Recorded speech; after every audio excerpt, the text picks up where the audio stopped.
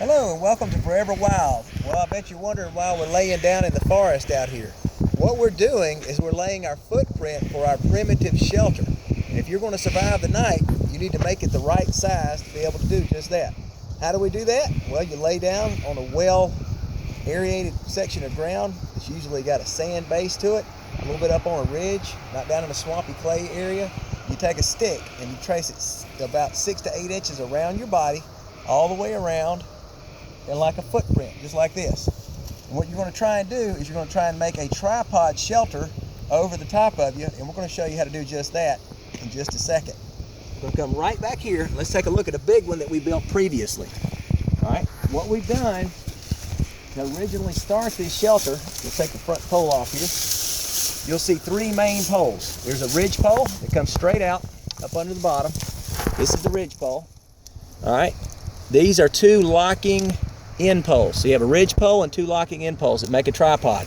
Over the top of that, you've got a lattice work of about 2 inch to 1.5 inches around, medium size debris size poles off the ground, just sections of limbs that we didn't cut. This is all made out of debris, and they're laid side by side as tight as we could get them.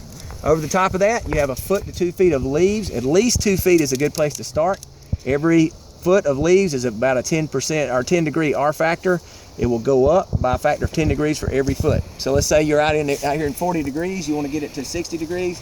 You're going to need to get at least, 2 to 3 feet of leaves to get above that 60 to 70 degree mark that you're trying to get to survival.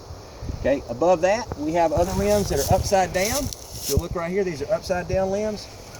Limbs catch water at their right side up, but when you turn them upside down, they're upside down and they will shed water. Now, ideally, if you properly build a tripod shelter, if you can take this thing and pour a bucket of 5-gallon, a bucket of water over it, and it doesn't lick a drop, you've done a really good job.